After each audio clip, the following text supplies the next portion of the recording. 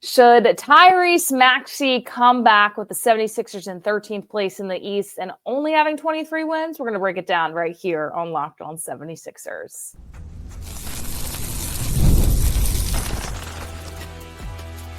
You are Locked On 76ers, your daily Philadelphia 76ers podcast, part of the Locked On Podcast Network, your team every day.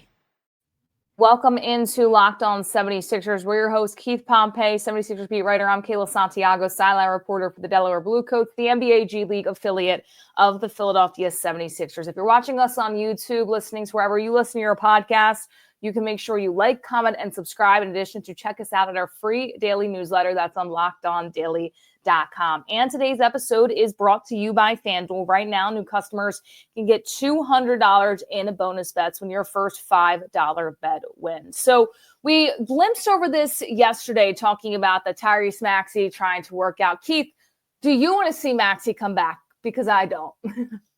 You know what? I don't either. I mean, I keep going back and forth. I mean, and I get it. I think that, I appreciate Maxey being a guy that wants to play, a guy who, wants to be there with his teammates and all that other stuff. But right now, the goal is to lose games. And if Maxey would have played against the Houston Rockets, they would have won the game. Like, let's be honest. I mean, they would have won. Heck, they might have even won if Yabusele played. But, to me, I just feel like it's counterproductive. I don't know how much he'll get out of it. He'll be out there scoring and doing this and that.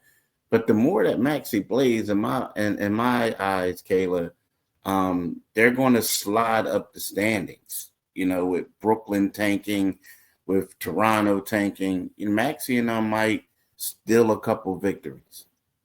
Yeah, and Toronto's on the outside, very, very small outside looking in right now. They right now are just a game in front of the Nets and the Philadelphia 76ers. So you worry about that in terms of trying to get that top six where your pick is protected. In addition, on the other side, the Spurs are a little further out of the question, who the 76ers have up next. But still, if they continue to lose games and the 76ers for some reason were to win games, they're a team in the West that maybe could falter down a little bit too. And my whole thing is, would I love to see the duo of Tyrese Maxey and Quentin Grimes combined for 60 points a night? Sure, could that be fun? But there's no reason to do it, because the worst possible thing that can come out of this for the Philadelphia 76ers is that you don't get to a play-in spot, which is out of the picture, way far gone by now, or you don't get into the lottery either, because then you're kind of in this no man's land where you're not really helping your team for the future. And then you don't know where you're necessarily going to fall in that draft if you don't get into the top six. So for me, there's no reason. And also, Keith, I feel like the season has been a little bit cursed there. I say guys have been getting injured. The last thing you need is Tyrese Maxey to go out there and, re-aggravate a hamstring or something happen. And you don't want any little things permitting him to be able to be full next season, because the reality of the situation is we don't know how Joel Embiid's going to come back. We don't know what's going to go on with Paul George, but we know what we have in Tyrese Maxey, and he's going to be a big player for next year and the future for Philadelphia. Yeah, that's true. But I also think that when we look at it, right now they're only playing for 3 spots. Yeah. Like, and what I mean by that is, I think the bottom 4, like those teams I don't see those teams winning enough games, or the Sixers losing enough games to catch them. So right now it's 3 spots that's available. It's the 5th spot, it's the 6th spot, and the 7th. And they need to get that right. Now I do like what I'm seeing. I'm not going to be at tonight's game. But I do like that what I'm seeing on the road, whereas, Maxey is getting in the workout. You see Kyle Lowry doing some rehab. You see the Jared McCain doing a little bit of stuff. So I kind of think that, right now what they're doing is trying to figure out what they have while trying to get guys in shape, getting them better. And, Maxey, I don't think he would re-injure himself, but it's just to a point where I just don't think that it's one of those things, if you're trying to tank, that you're going to bring them back. Honestly, I don't. Because here's the thing. Let's face it. If you bring back Kelly Oubre, you bring back Maxey, you bring back a couple of the other guys, they're going to win a couple games. They just are. They Andre Drummond, I mean, that's what they did before. And they played better without Embiid and Paul George. So if you're focused on tanking, and just shut them down. I mean, you don't have to come out and say you're shutting them down because you don't want people to know that you're tanking. But if he plays, they're going to win games, and you don't want to win games right now. Yeah, and I'm looking at the Sixers schedule too, because you look at that game against the Pelicans, that's in 3 games from now after the Spurs and the Hawks. The Pelicans, they're not trying to win that game. If you have Tyrese Maxey, you're definitely going to win that contest. Then right after you have the Wizards, then a few games after that, the Raptors, then you have some tough matchups that I don't know if they would win with Tyrese Maxey and the Knicks and the Bucks and the Timberwolves, but then you go back to the Wizards and you finish the season off with the Chicago Bulls. So if Tyrese Maxey plays in those games to teams that are necessarily trying to lose and are going to be even worse, number 1 and 2 in the standings of the reverse NBA standings, Tyrese Maxey is going to win the Philadelphia 76ers some games. And as you alluded to, I'm in the same path of I like the competitiveness of Tyrese Maxey. He's been a leader all year. He's gone through, it seems like, a lot in terms of having to step up and kind of be that vocal leader. We've seen him call out his franchise player in Joel Embiid throughout the season. He's had to carry a lot of load. But I think at this point, if you're the organization, you just need to talk to Tyrese Maxey and say, listen, we got to build for the future that you are going to be a huge part of.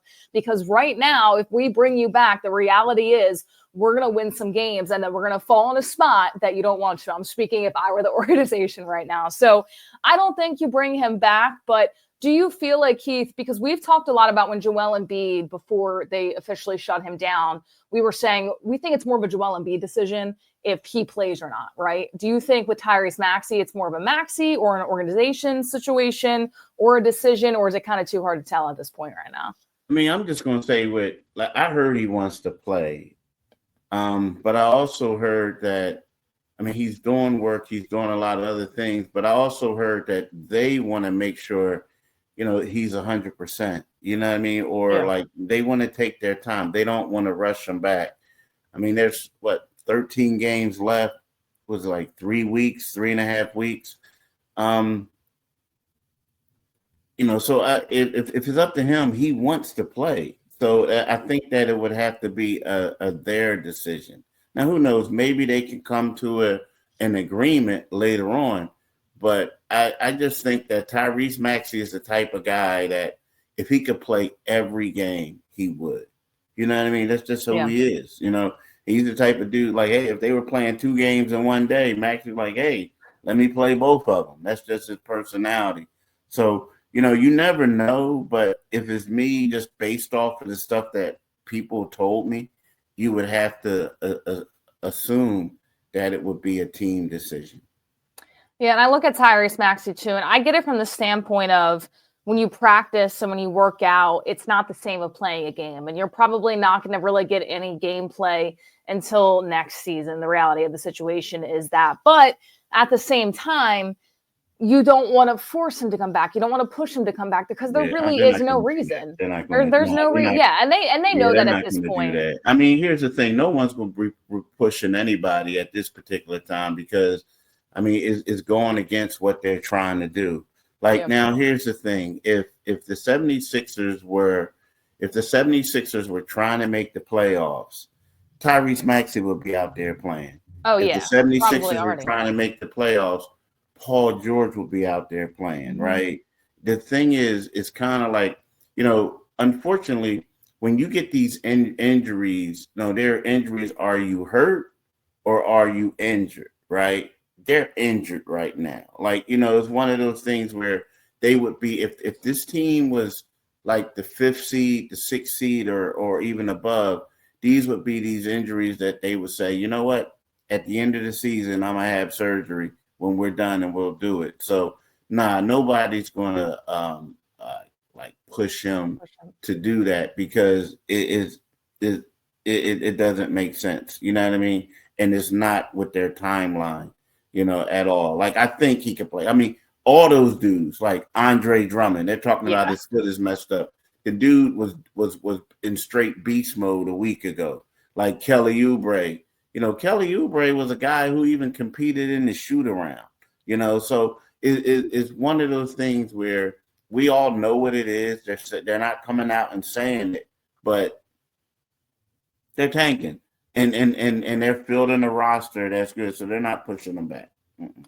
And if they were really close on the outside looking into the play-in, which we were talking about almost 2.5 weeks ago, we're having a different conversation. Paul George might still be getting injections in his finger during the regular season, but we are not there. They're now trying to get in the tanking standings, the tankathon of the NBA and those reverse standings. And we're going to talk a little bit about that on the other side, where the 76ers might end up in terms of where they would be in terms of the lottery, where they'll finish out this season, because we're looking at it from reverse at this standpoint for the Philadelphia 76ers. So we'll touch on that and more on the other side. But first, we have to tell you about Upwork. Scaling your business requires that right expertise at the right time. With Upwork, you can find specialized freelancers in marketing, development, design, and more. Experts ready to help you take your business to the next level. Upwork gives businesses flexibility by connecting them to top freelance talent across multiple industries, including IT, AI, web development, and marketing. Whether you need extra hands for a project or a long-term partner, Upwork makes hiring simple and affordable. Finding the right talent. If you need help with a marketing campaign, Upwork can connect you with a freelance expert who delivered incredible results. Fast and easy hiring. Posting a job is free and simple, and within a day with multiple qualified candidates to choose from. In addition, cost-effective growth. Instead of hiring full-time, Upwork helps find affordable, top-tier freelancers to scale my business efficiently. Visit Upwork.com right now and post your job for free. That's UPWORK.com, Upwork.com, to connect with the top talent and grow your business today. And we have to tell you about FanDuel, as March Madness is here, and FanDuel is giving you the chance to get in on the action like never before. The action is starting to happen right now, and right now new customers can get $200 in bonus bets when your first $5 bet wins. That's $200 extra bucks to use on everything from buzzer beaters to Cinderella stories and even who's cutting down the nets. Now, if you've made a bracket, you already have an idea of who you think will come out on top and the players and everything in between. So it's that easy to head over to FanDuel and to place that bet. Picking my favorites, I've got my eye on a few underdogs this year, and FanDuel makes it easy to back them with spreads, totals, and game props. Staying in the action with tournament games happening almost every day, there's always something exciting to bet on. Easy and fast. The FanDuel app is simple to use, and when I win, I get paid instantly, no waiting around. So visit FanDuel.com and get in on the college hoops action all tournament long. It's happening now, people, so you want to go check it out today and go over to FanDuel as well and place those bets that maybe you have in some of your brackets too for this March Madness tournament. All right, so where will the 76ers end up? Keith, I think we're pretty much both in agreement here that the Wizards are going to be towards the top and the Jazz in addition to that. Realistically, where do you see Philadelphia ending up? And then I'll give my take on the back end. I think that the 76ers will end up the 5th or the 6th spot. I think where they are right now, right? And the thing is, let me check right now. I just want to see. Well, the 76ers have the 5th easiest schedule, right? At least the last time I checked, they had the 5th easiest schedule. But they're not really playing people. I feel like Brooklyn is a team that they know that they're going to get their draft pick. They have other draft picks and things like that. I feel like the 76ers will ultimately end up with the 5th pick. I do. Now, they can end up tied with both of them tied for not the pick, but the worst record. Let's just say that way. If it ends in a tie, then I don't know what they're going to do, because it's going to come down to the second tiebreaker. But right now, I'm leaning towards the 76ers ending the regular season with the 5th worst record. I am.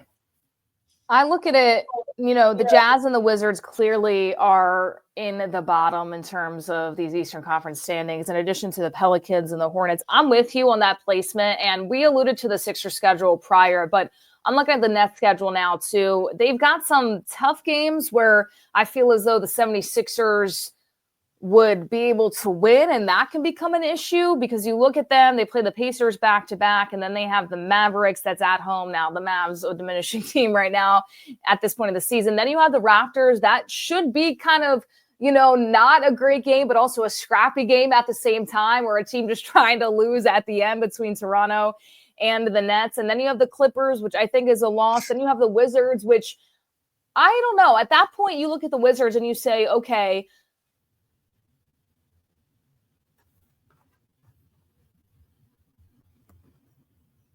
come out as the Raptors, the Pelicans, the Hawks, the Timberwolves, and the Knicks. So when you look at it from that standpoint, normally we would say, oh, that's good for the Sixers. The Sixers are going to win some games. They're going to be above. And now you're saying, oh, not so fast, because the Nets, with their remaining schedule, look like they may lose more games than the 76ers. That would eventually, in my reverse standings, put Philadelphia in sixth place, where I would think that they would also be okay in terms of lottery. So I'm going to go with 6 because I do think the Nets are going to lose more games just based on that remaining schedule. But it's been back and forth. I think if you're Philadelphia, kind of what we have alluded to before, Keith, you don't bring Tyrese Maxey back. If you can contain it, maybe don't even bring Andre Drummond back or Kelly Oubre. I know those guys have been working out and things like that and have been coming back in spurts. But at this point, you can't afford to win. You really can't afford to win. And it's crazy that we're saying that about an NBA basketball game, but that's the reality of the situation in Philadelphia. Yeah, I think tonight's game is going to be key against the Spurs. And I also think the Pelicans game is key. When we look at the Toronto Raptors, they have the easiest schedule, like here on out, right? Mm-hmm. But, I'm looking at it, and the last couple of times I've seen Toronto play the Sixers, Toronto looked like they had the way better team. They just couldn't deal with them. Now you have the Milwaukee Bucks. Doc Rivers, since he was let go, Doc is one of those guys where he does not want to lose to the Sixers. They also play the Knicks and they play the Timberwolves, right? So, I think that with that being said, the Timberwolves may say, let's rest players. But as we saw yesterday, if you come out there and you take them seriously, you will win. You will beat them. Now, the one thing that the 76ers have is they have 2 games against the Washington Wizards. So a lot of people are looking at that. The Miami Heat are in all-out tank mode, right? So with that being said, you factor in some things that could happen wins. But I'm here to tell you, this is why we like you alluded to and we said before, this is why you're not going to have Tyrese Maxey and these other guys play is because of that, right? Now, the one thing is they can't sign people. They can't sign Chima to another 10 days since they already had him, right? And because I don't think they can bring him back. So what we'll see is we're going to see another guy come in. And who knows? That might be somebody who can't play as well as him. So that's going to impact the team as well. So I just feel like what they're going to do is this roster is going to get worse. And it's going to ensure them to be able to get that pick, in my opinion. Not that pick, to finish with the 5th worst record, in my opinion. Yeah, that's a good thought behind that too with Okiki, that 10-day running out as well. And I want to go back to your point really quick before we go to the next segment of when you look at what OKC did a few nights ago against Philadelphia and their bench. Yes, some of these teams might rest guys and the Timberwolves and even the Knicks, but they're kind of still fighting for positions in their own conferences as well. Because if you look at the Timberwolves right now, they have 40 wins with the Warriors also having 40 wins.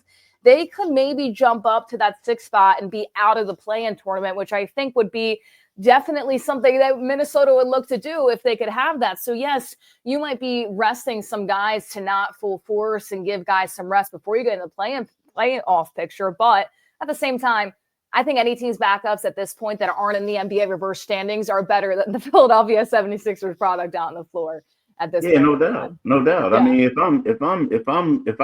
I'm a team and I know that I'm about to play the 76ers, I'm feasting. Like if I'm a playoff, like in playoff contention, because we talk about it right now. That's the difference of you get a week off to just prepare as opposed to playing in the play-in tournament. So heck, I may even play my starters against them to just knock the doors off early, just get it in. Yeah, just play the starters for 3 quarters and then put in your reserves in the fourth. And if I'm, the Timberwolves or really any other team that's trying to get out of the play-in, that's really, really close to getting in that 6th spot, I'm saying, I hope I have the Sixers. I hope I have the Wizards. I hope I have the Utah Jazz. Those are the teams you want to play because they're guaranteed wins as those teams are all trying to lose at this point of the season. But the 76ers do have action tonight against the Spurs. So we'll talk a little bit about that game ahead when we come back right here on Locked On 76ers.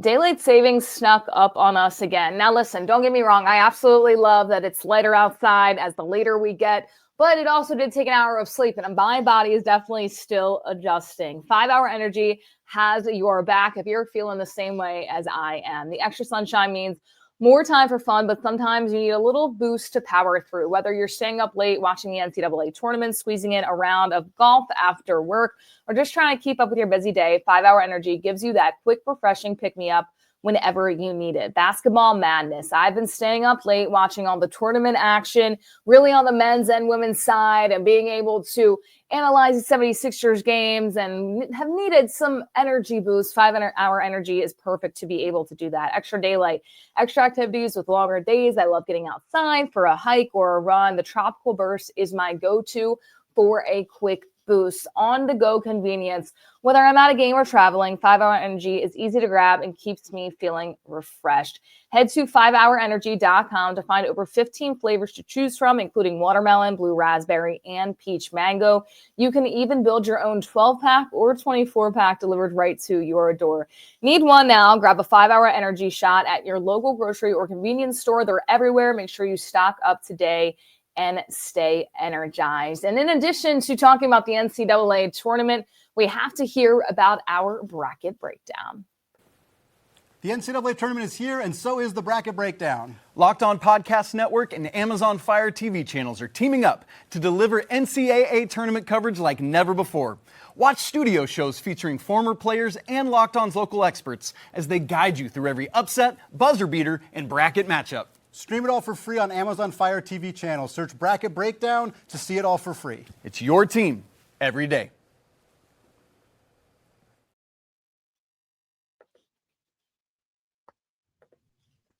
All right, so the 76ers taking on the Spurs tonight at 8 p.m. on the road. I think what I need from this game, Keith, is for Quentin Grimes to settle down a little bit. And I love the way that he's been playing. He had, not a great game against OKC, got a lot of his points in garbage time, but I fear that sometimes when I watch him that he might allow the 76ers to win and that could hurt them.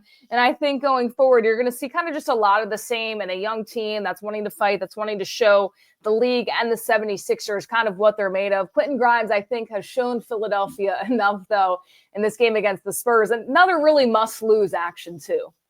Yeah, it is, and it's one of those things where this team is kind of sort of an team inconsistent, right? I'm gonna say they're like an enigma, right? And what I mean by that is they won like 3 of their last 5 games, right, or 3 of their last 6. They lose to Dallas, and then they come back and they beat Dallas. Then they lose to Charlotte.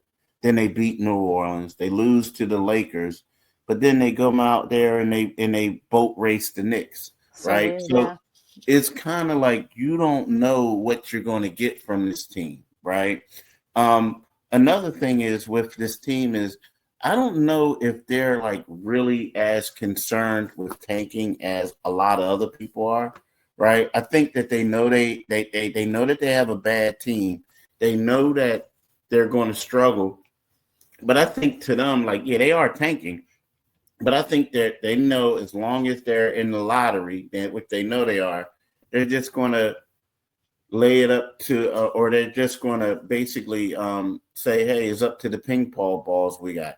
I mean, they already know that they got Chris Paul as a point guard for them, right? They already know that they got De'Aaron Fox, and they also have, big fella Wemby. So whoever they get is going to be just a nice piece for them. They're going to take the best player available, so to speak. But to me, I feel like they know that this is Wemby's team, and they're going to try to win. Like I do. I think that they will. Now, they do have the injuries, but they're definitely going to try to win against the Sixers because, you know what? It's all about evaluation. It's all about having feel good, trying to do everything like that. So I feel like that this is a team that, yes, they are struggling, but if they were really trying to lose, I don't think that they would try to boat race the Knicks the way that they did. No, and that's a really good point you bring up too, because they've competed in some of these games when we look at it as well. Now, as you talked about, they beat the Pelicans, they lose to the Hornets, and then they beat the Mavs and they lose to the Mavs. But even looking deep in their schedule, teams at the 76ers are kind of looking at fluctuating in terms of the reverse standings. They also beat the Nets 127 to 113. So this Spurs team to me is not going to come in at home and say, oh, well, let's just, toss a freebie up there and we're trying to lose. I think the 76ers are more going to try to give it what they got in the beginning and then saying, all right, the Spurs are going to try to boat race them. But the inconsistency is there. It reminds me of the 76ers when they would, win 4 straight and then all of a sudden go and lose against teams that they should win against. That's where the Spurs are kind of looking at this point of the season. Not saying that they should win against a team like the Knicks with their current record, but at the same time, looking at their schedule, the inconsistency is there, which for the Sixers can maybe make you worry a little bit because what if the Spurs just have a bad night and Quentin Grimes goes off for 30 and this young core is able to push the limits and go beyond? Now, I don't think the 76ers come out on top in this game, but I do think this young core has got to realize what this organization is trying to do a little bit. And I think it's another must lose again because the Nets have a tougher schedule than Philadelphia too. Yeah, I agree. But, the thing about it is I think they'll be fine. I think, like, if you notice the thing about Quentin Grimes, like Quentin Grimes gets his buckets, but he needs some more help for him to do things, right? I mean, like for instance, against the Rockets, the fourth quarter, he faltered. And you can say that it came to be playing a lot of minutes, being out there, being tired.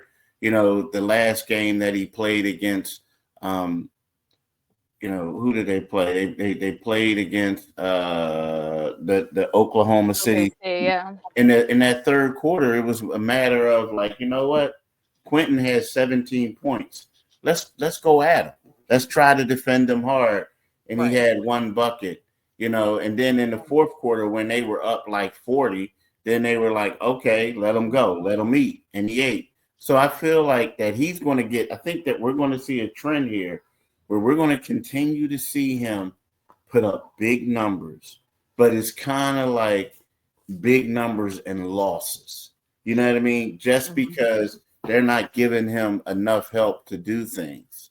And, and if you look at it, you would think that the 76ers will be running a lot of pick and roll with him and Yabusele or who else is out there that's pretty good. You don't see that, right? All we see is him going for his. So it's like set up in a way that he's not getting a lot of help. But I get it. A lot of people are saying he's going to surprise them one day and he's going to pull out a win. Now I get it. They did beat Dallas, but that was a Dallas team that was just as bad as the 76ers, but I do think that this Spurs team is playing, inconsistent ball, but they're playing better ball. And you look at De'Aaron Fox, who can guard him on the Sixers? I don't see nobody. They can try. They can try. I don't think they're going to be successful. I would take the Spurs here tonight too, but we'll see what happens. That tip-off once again is at 8 p.m. on the road. Philadelphia will be on the road taking on the Spurs. Well, thank you guys all so much for tuning in to Locked On 76ers. For Keith Pompey, I'm Kayla Santiago saying so long, and we'll see you all next time.